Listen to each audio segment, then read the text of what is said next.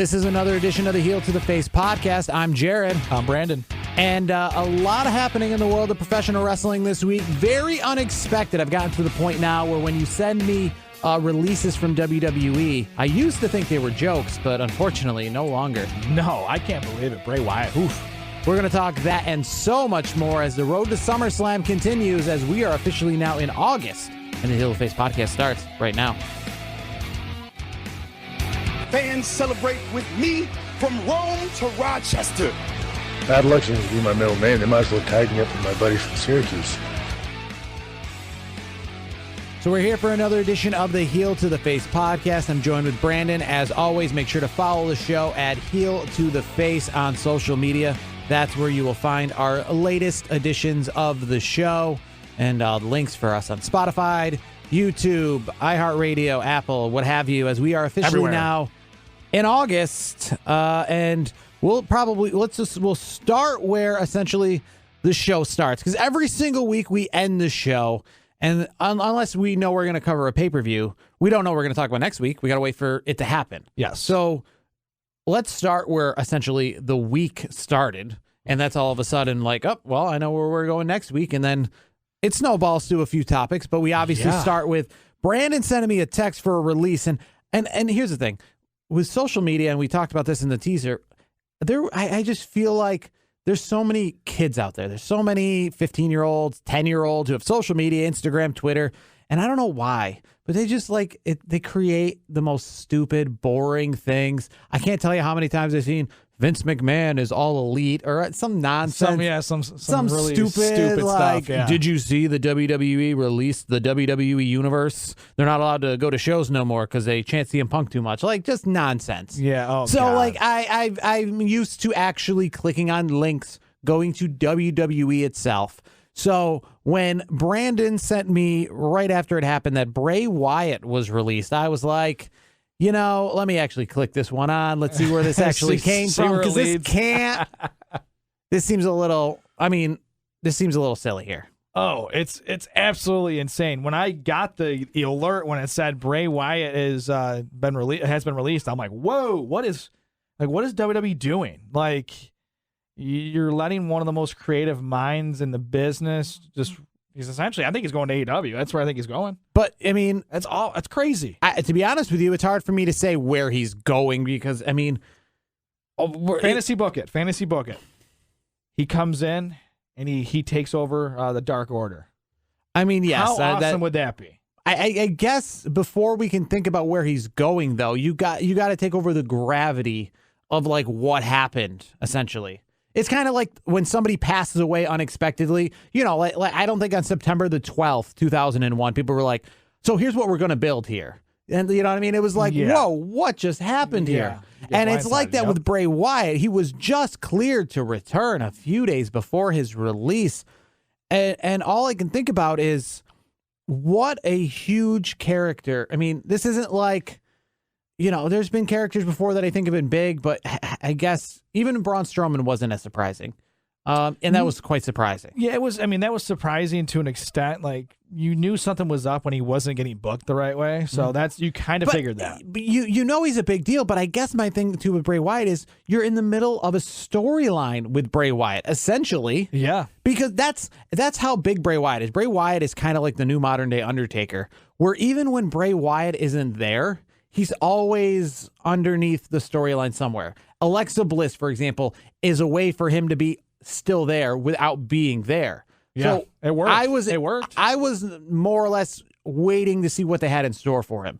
You know, like with Brock Lesnar, like we keep talking about Brock Lesnar, about making his return, and you know, and it's more or less like I'm waiting to find out what his plan was for SummerSlam or John Cena or Goldberg. Like we got the opposite of that. Like I'm like waiting when I see like, did you hear about Bray Wyatt? I would expect it to be like, oh, is he finally coming back? Finally, we got this. Finally, we know what he's going to do. It wasn't know that he's leaving.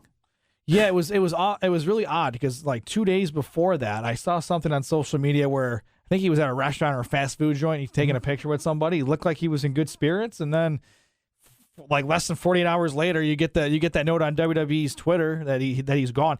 He gets cut, and it's so unexpected. They underutilized him. I think he was like one of the worst booked wrestlers in the last decade.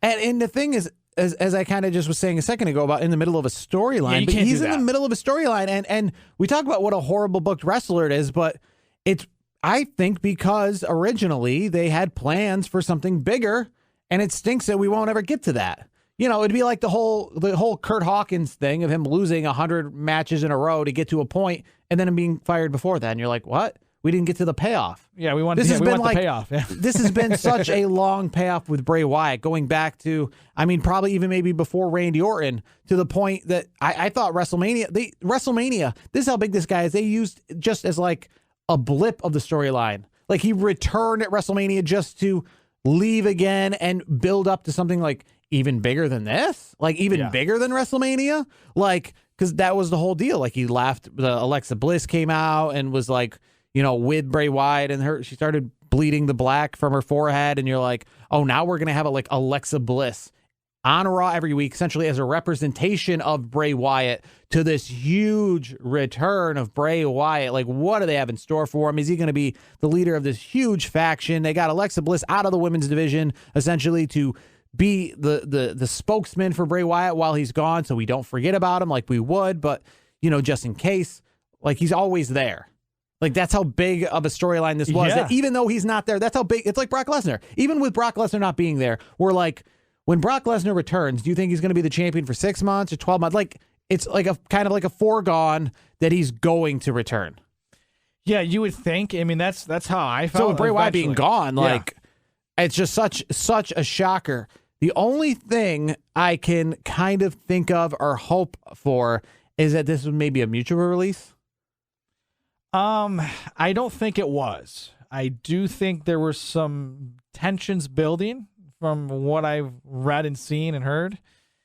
There might have been some. I think he's getting to that point. He got to that point where he's like frustrated with his character creatively because he wasn't able to be the genius that he is, because he really is. He's a genius. The gimmick he came up with, and he's just kind of grown with it over time. Like, there's not many people that can pull it off and do it as well as he has for as long as he has. And I think there was a point where it was just a strained relationship, and it was time to cut ties. Now I have to ask you, what does this mean for Alexa? Do we just get her off TV for a couple months and then repackage her and bring her back? Like, I mean, we saw her for a few minutes on Raw this past week, even after all was said and done. And you know, I that's up to the writing team about what they're going to do with this, if they're going to continue, or, you know, this being an Alexa Bliss only kind of thing. Now she's the new Bray Wyatt and she's going at it alone, I guess, or if they're going to just take her off TV and repackage her like this never happened. I'm not really sure. What would you do? How would you play it out? Well, again, because the writing team and the people who release wrestlers are not always working hand in hand. So it wasn't like the writing team was writing for the idea of Bray Wyatt being released. They're probably just as shocked. So what are they going to do? How are they going to make sense of this? I guess to what point can you make sense of this? Because again, it's a fine line, because everything related to Alexa Bliss essentially is related to Bray Wyatt. So I imagine as a writing team, you're told you can't mention Bray Wyatt. You can't mention anything Bray Wyatt's done. You can't, you know, or the Fiend or any of these things. Like, these don't exist anymore. And essentially, when they don't exist anymore, you got to act like they never existed. So how do you do this with Alexa Bliss? You got to come up without the Fiend now having ever existed. I think here's what you got to do. I know SummerSlam is like here. It's right around the corner. Maybe you do a quick storyline with, you know, whoever it is, whether it's like a Shayna Baszler or something along those lines. And you have this match where she disappears. That's like she loses, and then that's it. She's gone. She's gone for a little bit. They bring her back, maybe in a month or two, just to kind of let it simmer. Bring her back is maybe the old Alexa Bliss, and then go from there is what I would do, maybe. I think that's a good idea. And I guess in one final thing I guess we can say about this is, do you also think that maybe, because like we saw with Samoa Joe, like we saw with Zelina Vega, that this could be a temporary thing, and then he comes right back? I don't think it's temporary. I think he's done. I really think he's going to AEW. I just had this. I know. Every time someone gets released, okay, AEW first. My thing with AEW is, to be honest with you, they got 2 shows now. It's not that I don't want to see him in AEW. It's that Bray Wyatt has been multiple characters. He's been Bray Wyatt. He's been Husky Harris. He's been the Fiend. He's been these things. And if he goes to AEW, we're just going to probably see him as Bray Wyatt. We're going to see him as whatever AEW creates. So to me, it's just a little disappointing that regardless of where he goes, he's not going to be coming out with the Fiend mask. He's not going to be coming out with the Firefly Funhouse. Like, that's over with. And that's what's disappointing me. I do like him as a performer. Otherwise, I liked him before the Firefly Funhouse. But I guess I was a real big fan of his current character. Yeah, his current character was solid. It was one of the better and it's things not going to go with him. So even if he goes to AEW, it's not going to be the same. But think of it this way, though. And this, I think this is a good example. I think it relates, especially now that he just had this match with Cody Rhodes. Mm-hmm. Aleister Black, now Malachi Black, he had his gimmick in WWE, and then he did a little makeover. Mm-hmm. Now he's Malachi Black. I think it was. You cannot tell me you weren't sold on his gimmick already last night. No, but I feel like Aleister Black / Malachi Black, I feel like his gimmick in WWE was a little closer to the personality of him and something that could blend over to AEW. For example, that Fiend mask, referring to him as a Fiend, or that look mask, that's not like that's done. And like the Firefly Funhouse, that is the whole gimmick of that. Like, I feel like if they did that, he could come out with a different mask, though. You don't know. And do what? And do another gimmick in AEW that's the same but called something else? I mean, he could do something other kind of like horror story. I trust what Bray Wyatt does from a creative perspective. If Bray Wyatt was released, the Bray Wyatt from before the Fiend, like the backwoods Southern, with Brody Lee and Eric Rowan, those guys.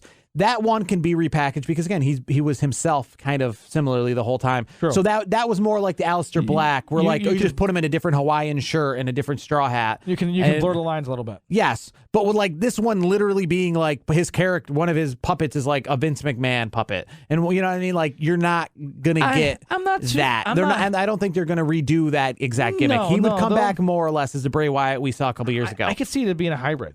Is what I can see. And there's going to be a mix of different kind of. He's going to evolve the personality, is what I think. Assuming he goes to AEW and just kind of fantasy book it.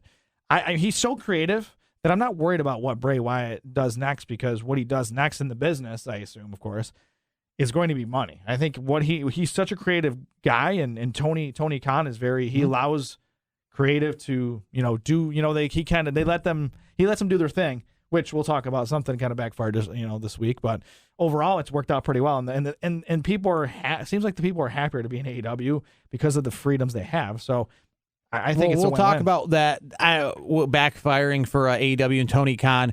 The first time I think I've ever seen Tony Khan have his like a Vince McMahon side to him, because most of the time he's this cool, caring 35-year-old guy that just lets everyone do whatever they want.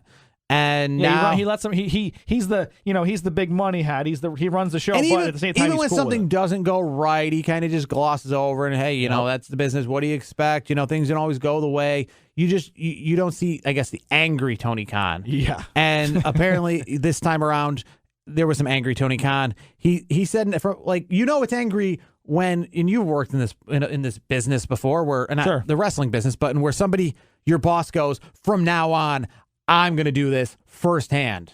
Like, that's how you know that, this wasn't not like a, hey, there like Tony Khan didn't go to the press and say, from now on, AEW Dark, we'll just have to look at it a little closer, or, hey, that wasn't with AEW, but we'll make sure that don't happen again. Like, no, he's like, I'm taking over the editing personally of AEW Dark. Like, that's how you know you messed up. And we're speaking of Max Caster, the famous rapper of AEW, who comes out, and I think his raps have been pretty decent. Yeah, I mean they entertaining. I say very John Cena-esque of like 2002 days. I mean he legitimately can spit, and when it's like for comedic purposes, when you're kind of making fun of your opponent or someone at the ring or something, and it's more lighthearted. That's cool, but when you get into things that you probably shouldn't get into, especially when you're coming from AEW, because AEW is this all inclusive, like. They are the opposite of controversy when it comes to, anti-gay, acceptance, anti-mental health, any of that stuff. AEW is all on the side of that. That's their whole gimmick. That's their, their wrestling for all kind of thing. Yep. And to come out there and have a rap in which badmouth Simone Biles, the USA. Simone Biles. Okay, I don't watch any Olympics stuff. Yeah, you haven't watched any? I haven't watched none. I watched a little bit. But okay, I watched like 2 pitches of baseball, but that was about it. But so far, none. But Simone Biles, USA Olympic Gymnastics. I was gonna call her a player, but she as a performer, I would put her as an athlete performer, sports entertainer. Yeah, I guess If you want to do that. She's like she's literally like the LeBron James of. But we don't have to tell you about she's been in the news for issues of sitting out gymnastics events, and he decided to exploit that, I guess, say about, she's and the Duke lacrosse thing. And being in Charlotte, North Carolina, he also, what was it? It was like claim rape, like Duke. Yeah, it was something along those lines. It was a shot, obviously, at Duke lacrosse because of all that. If you don't know, I don't think it was a shot at Duke lacrosse. I think it was a shot at victims. At victims of the rape that occurred at Duke lacrosse. It was a bad look. I mean, I will say he's a very creative individual, but I think he got a little over creative. Like if he wanted to say something negative for Duke lacrosse, like, "Hey, you guys suck because you did that," that'd be more on the AW lines. But no, more or less being like, you're going out of bounds. Yeah, but you can't be doing instead that. He was making light of the rape of Duke lacrosse, those players many years ago because they were in Charlotte, North Carolina. Yeah, that was not. So, what did you think of the last part when he made a comment about Julia Hart? Were you okay with that? Again, we talked about this off air, and I don't think that's that bad because that was more or less the planned part. I mean, not saying it all wasn't planned, but with the fact that they pulled the mic away before he could rhyme. That Virginia, North Carolina smells like. Yes, so that felt more like tongue in cheek, as well as the fact that it's geared towards the talent. Yeah, so I wasn't. When it's geared towards the talent, it's different because that's a wrestling storyline. I wasn't. Calling Stephanie McMahon a slut in the ring is one thing. In the wrestling world, like Chris Jericho used to do. Yes. That's one thing. Chris Jericho calling somebody who's not related to wrestling in the news a slut would be completely different. Yeah, I mean you're doing it in a storyline, so to speak. So I that last part about I think it's Julia Hart if I'm not mistaken. I don't really that part didn't really bother me. I mean he was it's kind of going attitude era a little bit there on that last part. But the other stuff, you kind of. And I disagree. We talked about. You said controversy creates cash. The old Eric Bischoff Montoff, and I have to say, not in this sense because I don't. Controversy is controversy, man. And here's the thing: it's whether it's something that makes light of things, it's still going to. It cost him an indie booking. He lost. He was going to be booked last night or either tonight. Either way, last night or tonight for an indie wrestling or Beyond Wrestling event, and he was pulled. They didn't say why, but we know why. We know why, yeah. So he was pulled from the event. So, yeah. Here's the thing. You're going to get more people to check it out. Check out the video. That's the thing. Well, the issue is, though, you're not going to get it from AEW's standpoint because they've pulled it. So you're going to get people to check it out from... Well, and here's the thing. Then they can see, what's this? And you can. I'm not saying you're going to get a ton of fans from it because obviously that's. I imagine people who don't like wrestling though, who watch it, hate it more, aren't going to be like, yeah, exactly. You're like, this is why I don't watch wrestling, right? Yeah. This is like that, yeah. Like they're going to watch, yeah. If you don't watch professional wrestling and you heard that professional wrestling, the trashy company or the trashy sports entertainment thing you don't already watch because it's trashy and it's for trailer trash and it's for rednecks, you found out that they did something trailer trashy and redneck, you're just going to go, go figures. If you don't listen to country music because it's too redneck for you and you found out that they did something super redneck, it's more or less just going to confirm your biases than it is going to make you want to listen to more country music. I still think that you can still make money. I'm just saying. Like there's going to be a way to make some money. But again, the issue is though, if AEW's not going to put this on a T-shirt or anything. No, because if they did, that's going to just make them. They're not. They're just not going to do that. But I will say, I don't see how they make money. It's not like the Austin 316 thing where they ended up. But putting DX, that on a T-shirt. definitely blurred the lines back in the day. And some of the things they did, they probably shouldn't have done. I'm just saying, you know what? And I'm not. And we're talking about but WWE like built that up. Well, some of it they were not happy with. Well, true, but they sold them as that. Like they never sold Max Caster as this. Like he's not going to come out with a T-shirt, AEW sponsored T-shirt that's like the king of controversy. Like hear what I'll say next, that kind of thing. Like they did with DX or Austin 316. I mean, that was what they sold. They sold like I can't believe what Austin said last week. Got to tune in next week to see what he's going to say now. I'm just going to say this: do not be surprised, because if you can make it that's actually not a bad idea. Where you can get like, oh, what's he going to say next? And that could be a shtick. I'm just saying it's possible. I imagine with Tony Khan's reaction that but you know what? Not going to say anything next except for maybe I'm sorry. Well, Tony, here's the thing. Tony will let it simmer. Max is going to get a slap on the wrist. He'll be back soon. The other WWE release this week, surprising in the sense of I just don't understand it. I guess everything that happens in wrestling has to be news. But Ric Flair released. Yeah, but he asked for out. He was out. He came out and said, "I just wanted out of the camp." He's got to go be a father with Lacey Evans at his old age. So he's got to be a daddy again. I guess my thing is like, what was he under a Legends contract? Yeah. Mm-hmm. And if you're under a Legends contract, I guess I don't understand. I don't know the whole terms of the deal, but what is out for Ric Flair? You're not on television. Can't you just be like, I'm out? Like, if you're a substitute teacher, there's no point in retiring from being a substitute. You're just like... You know how WWE is, though, where he gets out of his contract, and then he can take bookings and make money doing other things. Gotcha. That's the end game. So, like, if he wants to go, it's not like they're making him work. If he wants to go to a Comic-Con and make some money on his own terms, and he doesn't have to... Hey Vince, I want to go to Comic-Con. No, you can't do that because it's not WWE sponsored. Okay, yeah, I guess that's what I would think, because he wants to have more freedom, I think, and probably he just wants to explore other things. And don't be surprised. I know we talk about it every week. Is he going to AEW? Who the hell knows?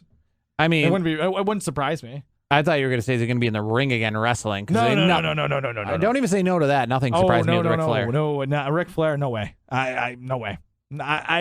I don't think Tony Khan in his right mind, for example, would say, "All right, Rick, we're going to." I'm not saying AEW, but I mean, because you think some indie promotion, but hey, Rick, you want to more or less be from Rick's side. I mean, Rick went to Impact Wrestling because he retired from WWE, and WWE's like, "You're retired," and he's like, "Nah, I don't want to be retired. I want to wrestle some more." And they're like, "We don't want you to wrestle." He found some place that would. How many indie shows can afford him, though? Is the thing, because Ric Flair's going to demand a lot of money. Yeah, well, you're not going to get him at your local Northeast wrestling show. I don't think so. There's two guys who are still with WWE, who apparently their contracts are coming up very soon. Yeah, we're talking Adam Cole and Pete Dunne. Yeah, they could be done, both of them. I mean, what do you think? I don't know with Adam Cole. I'll say this much: Britt Baker, his real life wife. Over in AEW, girlfriend, they're not married. They might as well be married at this point. She's shown support that she is not anti WWE. She says she's fine with him being WWE if that's where he wants to be. So she's not anti WWE at all. I imagine if they have something good for him and a reason to stick around, then I don't think he's gonna just leave. He's not. I don't think he's, from what I know, upset with being in WWE. He's got that feud coming up with Kyle O'Reilly. Good relationship, and here's the thing too: he's doing something that. Bray Wyatt, for example, wasn't able to do. They actually his contract expired, and now he doesn't have a long-term deal. He's just kind of going like he wants to essentially finish off the payoff essentially with Kyle O'Reilly at the end of the story, and then let's see where it goes. Maybe negotiate a new contract, or he goes somewhere else. Like he might go to another place called AEW.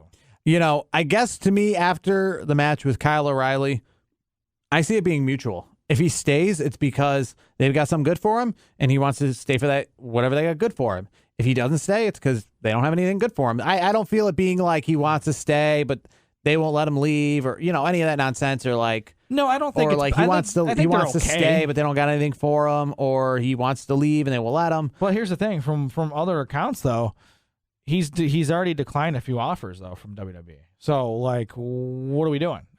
So is it his way of trying to get more money, or like what's? I mean, maybe that's guess the case. If I was in Adam Cole's shoes, I would be more or less looking for what I'm looking for in the world of wrestling, not money wise, but what am I looking to do in NXT and WWE? Do I want to get up to the main roster? do I not want to get up to the main roster? If I stay in NXT, what are you going to do with me in NXT? Am I going to be back in the title picture, or am I just going to flounder in the mid card? If I go to the main roster, are you going to abuse me up there? Are you going to put me somewhere I want to be? If AEW and WWE offer him the same money, the same amount of money, for example, where does he go? To me, I imagine it's where he's got the best potential storyline wise. It's tough to not say just AEW because that's where his wife is, and that'd be just an easy. I think he's staying in WWE. I really do. My gut tells me he's gonna. And I'll say the same for Pete Dunne. It's again, what do you have for him? It's not so much the money. If WWE re-signs him, but then they just keep him there, just floundering around low-level NXT, not back in the title picture, not a number one contender. Yeah, he's just kind of hanging out. He's been underutilized a lot. I mean, I'll say this: I think both stay in WWE. I hope both stay in WWE because I hope the WWE gets good storylines for them to be worthy of staying in WWE. Whether that be both of them coming to the main roster, both of them back in the main event pictures NXT, whatever. I would like to see them both called up. That me personally, they've run their course in NXT, especially Cole. I think Cole. I'm only for people getting called up if you got something good for them to get called up to. I'll tell you right now, I want to see Adam Cole. I want to see him facing. I want him to work with guys like Drew McIntyre. I want to see that. I want to see, he's done Finn Balor, but what about Roman Reigns? Again, if that'd be cool. If that's the plan, if you're gonna call up Pete Dunne so he can work with, so he can be on Miz TV, I guess, then I'm not really interested.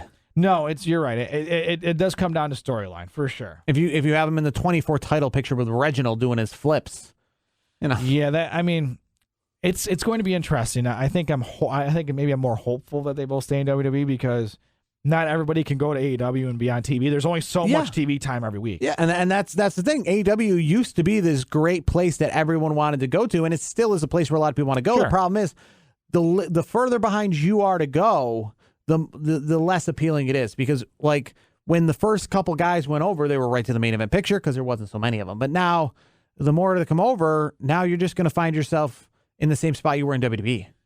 Yeah, you're going to come over and they're going to be like, yeah, cool, we got you a spot on AEW Dark. And you're like, well, I came over here to be in the main event picture. And you're like, well, you're 2 years too late. We already got people there. Like John Moxley came over at a great time.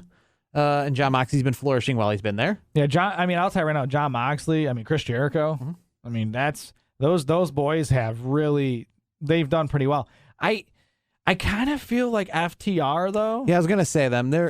I don't know. To me, I almost like in the beginning. They real? Maybe if they're happy, that's what matters. But if they're storyline wise, I feel like are they really any higher than you were in WWE? That's what I was gonna say. I think they're kind of leveled off at this point. Yeah. Not to say anything bad, but it's like they were up high for a little bit there when they first were fresh, new team, from WWE. Like those were really good guys, and now it's, well.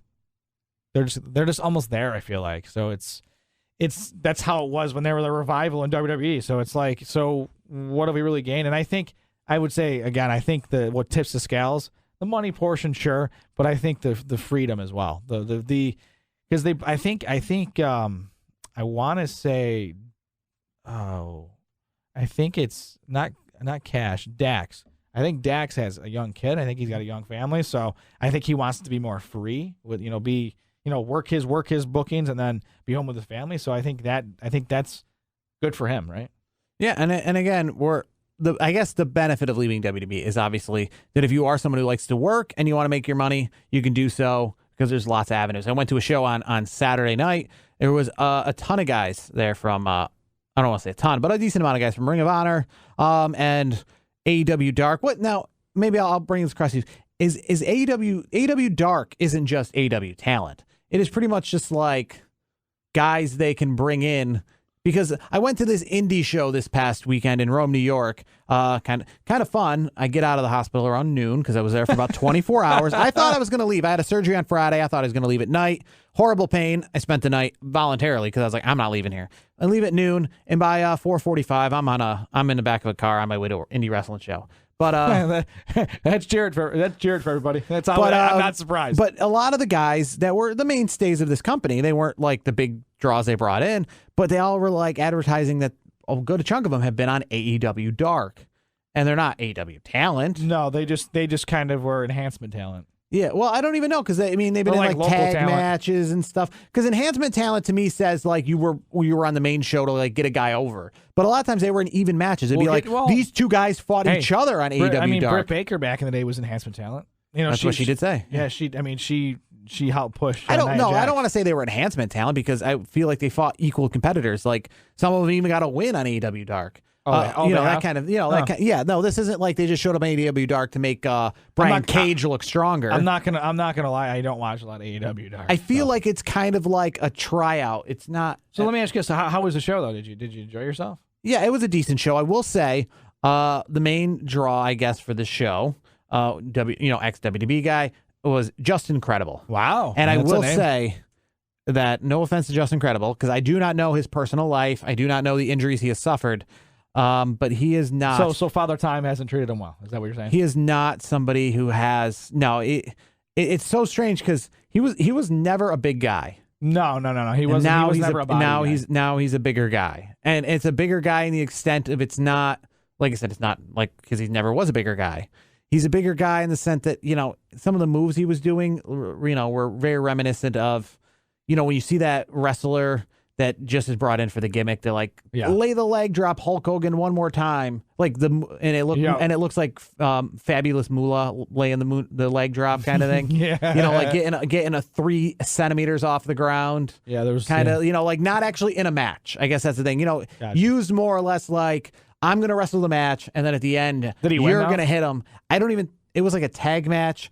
I don't even know if he ever got tagged in. It was more or less they brought him in at the end. He had as many wrestling moves in this match, I think, as like Nicholas did at WrestleMania in New Orleans to win that tag match. Wow! So they brought him in for a hot second, and just to hit somebody with a cane and then get the pin. Wow! That's nice money right there. Well, it is nice money, but unfortunately, he wasn't putting on a 25-minute match or whatever on his own. There, he probably can't do a 25-minute match. I imagine they used him in the same sense that if you ever saw Iron Sheik used in wrestling, they would use him. Yeah, that would make sense. He just comes in, does one or two things, and that's it. Yeah, like the way that they did Snooki. The way they used Snooki at WrestleMania, which he did a backflip, but he did not do any backflips. But I was gonna say, and Iron Sheik doing a backflip. And somebody who friends with 2CW days, definitely has made his way up. He's been to Japan. He's been all over. He was just wrestling this past weekend, but I noticed that on social media he put that this past Tuesday he was where AEW was in Florida and at the Dark taping. So I'm very hopeful and wondering if he's going to show up on Monday night on AEW Dark himself. And speaking of Jay Freddy, he's a local Central New York guy. So I'm going to have to tune in to AEW Dark. I know he's wrestling this Saturday. I might go check him out in Binghamton for Excite Wrestling Saturday afternoon at 3 o'clock. So he's making the rounds. But yeah, I mean, he's made the rounds before. I've never seen him in WWE or anything like that. He's, like I said, he's been to Japan before. He has a regular day job, and he wrestles, Buffalo, Rochester, Watertown, Elmira's, those whole 9 yards. But yeah, he put on social media that he was at the AEW Dark taping, and I imagine somebody of his stature doesn't just show up to an AEW Dark taping just to watch. No, they're gonna. Yeah, he's definitely competing. So I hope to see him compete. Let me know if he does, because I'll check the match out. Yeah, but then it'll be too late because he'll already have been in Binghamton Saturday, so you can't go back and you got to go to Binghamton on Saturday. Catch him before. Catch him on Saturday. And then on Monday when he's on AEW Dark, you can show the wife. You can be like, look at that. I saw this guy on Saturday. Yeah, I've done that before. I've done that with back. And it's been years later, but I saw Dijak. I saw him, come up, and now he's what is his name now? I don't even know. Did he go back to Dijakovic now? I haven't seen him on TV in a while, so yeah. Not that I really care about Raw these days, but yeah, no. Retribution. It's weird. It's still kind of going. Is it? I haven't really been. It's weird. Mustafa Ali's obviously not there, but that group still exists, but they're not really called Retribution or whatever. That's odd. I did that with a baseball player about 2 weeks ago. I actually went to a game that I wasn't normally going to go to a game. And I went to a game. It's just you know what? My friend's there all by himself. I'm going to go. It was raining outside or whatever. And I ended up going about 2 weeks ago. They're playing Scranton Wilkes-Barre. I think maybe a week and a half ago, actually. And that guy last night or the night before made his major league debut with the Yankees. That's cool. And I was like, I saw that guy. And he got lit up by Syracuse. He lit up 6 runs playing for the Scranton Wilkes-Barre Rail Riders. So it was like, oh, I'm glad I went because Then you could see. You then saw a him on week the later, I was doing the Yankees on Deck pregame show that I do here at Galaxy every so often, and they're like, "What do you know about this guy?" And it's like, well, coincidentally, I know a little bit about this guy, because I just by coincidence saw him like saw him last play. week. Yeah, like a week ago. Yeah, It's pretty cool. but in Nevada, WrestleMania. It's supposed to be WrestleMania, I guess. Feel like WrestleMania. Yeah, right. SummerSlam coming up in about 2.5 weeks in Nevada. And just like WrestleMania, I will be going to SummerSlam wearing my mask as the mask mandate has come forth in Nevada for most of the counties, as we mentioned last week. Yep. Things were getting a little crazy there. There we go again. And again, this adds to the nonsense I think that a lot of people put out there on social media, and not just social media, but these fake wrestling websites that and don't, it just, especially too, because it's like frustrating when you read it because you think it's real, and then you're like, don't even put this out here. Like, I read a few places go, SummerSlam to be canceled, or WWE to return to Thunderdome, and which I'm not saying that that's not a possibility. I hope it doesn't. Dude, well, yeah, I'm not saying it's not a possibility. Let's not do that. But don't put stuff out, like you click on the link and they're like, with COVID cases rising in Nevada, like, yes, WWE has contacted Nevada. They have contacted Las Vegas. They've been in talks with them. Hey, at least but you can still go, though. Yes. And the actual talks have been that the show is going on as planned. You just got to wear a mask when you're not eating or drinking. And as for the idea of them returning to the Thunderdome, I guess the good news is there are a few hotbeds, California, Nevada, that are these hotbeds right now that have these mask mandates, but these are kind of outliers, meaning that WWE is not running all their shows from Nevada. They're running this show from Nevada, but when they go back to Denver or San Diego or in these other places, they can travel. So yes, they don't necessarily have to return to the Thunderdome, even if, mask mandates come out or anything like that. They can just go somewhere else. They can be like, oh, okay, well, like I said, they called up Las Vegas and said, like, hey, like SummerSlam, do you think it can go on? And I think if it couldn't go on, that doesn't necessarily mean it's going to go to the Thunderdome. They could go somewhere where it's not a hotbed. Their COVID cases aren't rising. They could be like, all right, I guess we'll go to Houston or whatever. You know what I mean? That'd be cool. Something like that. I mean, as long as they can keep fans in the stands. I mean, I don't think it would be cool for me. I'm going to SummerSlam, but well, I don't think it's going to get to that point. No, I don't either. So for all these places out there that love that clickbait of like SummerSlam to be canceled, no, it's not to be canceled. It's not going to be canceled. So stop. No. And if it is, you even if it ends up being canceled or anything ends up happening, the point is what you put out there isn't true.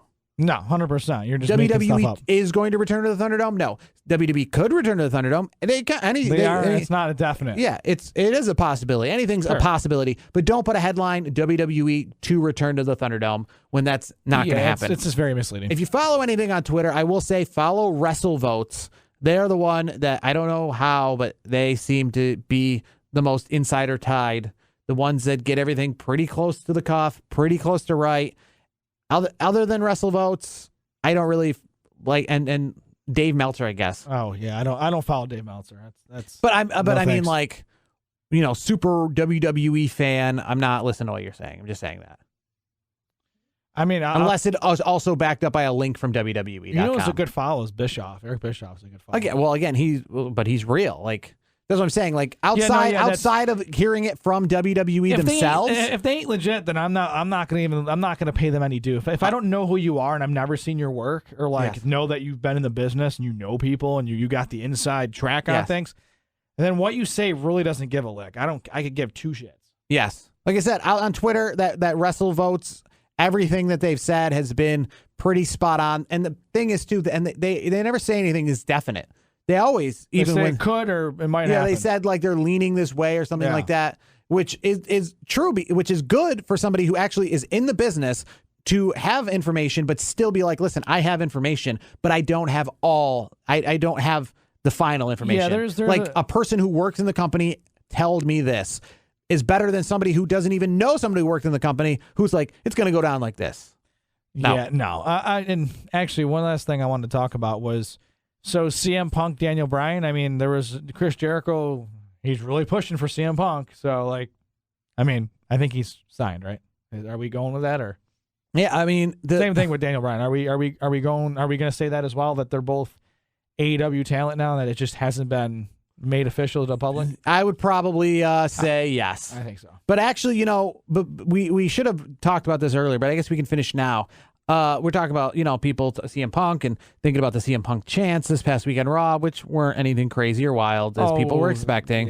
Yeah. People were expecting that to be take over the show. But I'll end on the Ronda Rousey tweet about Bray Wyatt. Yeah. And I have to disagree with Ronda Rousey pretty well. She was saying on a tweet that a lot of people are putting out there, we want Wyatt, which she thinks is funny because when Wyatt was wrestling, people were chanting, we want beach balls. So if you guys wanted Wyatt to begin with, maybe you should have showed him more respect. And this is not to any offense to Ronda Rousey, but I don't remember anybody. She'll put you in an armbar. I don't remember anybody taking Bray Wyatt for granted.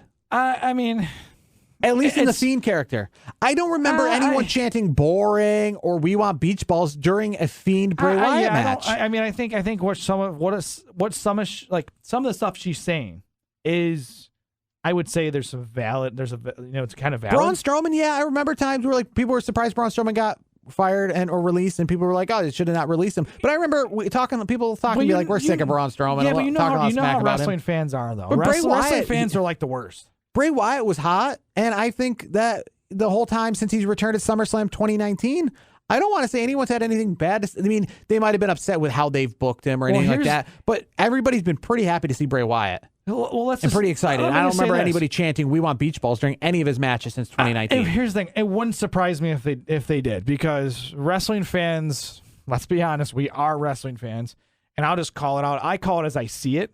I think wrestling fans they can be some of the worst fans in all of sport. Like, that's just the God's honest truth. There's always complaining. I feel like it's just as bad as like one of the major sports, because people are always complaining. Like, just be happy, like, geez Louise. But I think Bray Wyatt, regardless, I mean, I think it's hit the locker room pretty hard too, because he was very well respected. And like, even top stars now are even like, well, if Bray gets the boot, am I safe? I don't think anybody's safe. No. Well, Roman Reigns. Roman Reigns for me is. I guess you're he's safe. the You're a current title holder, like you're a current world title holder. Roman Reigns, the way his gimmick is right now, he is the best thing WWE has at this point. There's no, like, if there's anybody that's like non-releasable, it's him. Roman Reigns is not. He's not going anywhere. I say him as champion is non-releasable, but if he's not the champion, is he still the champion? Yes. I don't think he's going to stop being the champion for a while. Well, if he's not I think I've learned that anybody. Ric Flair. Well, no, Bray Wyatt. No. Hold on, backtrack that though. I know Ric Flair was mutual. He asked. But that's different. But yeah, I just don't think anybody is safe. We saw Samoa Joe leave for a hot second. We didn't know what he was doing. Yeah, and then they brought him back. So it's very interesting. I don't know what's going on. Like, especially, I'm telling you right now, if Cole and Dunn both leave and go to the competition or just go elsewhere and they're just not WWE, like, what the hell's going on there? Like, what are we doing? Like, what is WWE doing? Hypothetically, if both those talents leave, that's really dropping the ball, because you're literally giving A+ players to the competition, which to me, that's bad business. So no show next week. I will be at SummerSlam a little earlier than some other people. I will be in Las Vegas next week. But the following week from Las Vegas, SummerSlam week, a new show, and we will talk all things building up to the big summer event. We definitely will. The WrestleMania of the summer. WWE, as we mentioned, are going full forward. In fact, for all those people that are worried about it being canceled, they just announced that there will be in-person meet and greets and an official superstore in Las Vegas. Cool. Which shows that, yes, they're going forward with the plans, not backwards. So in 2 weeks, we will talk all things SummerSlam. But until then, he's Brandon, I'm Jared, and this has been another edition of the Heel to the Face podcast.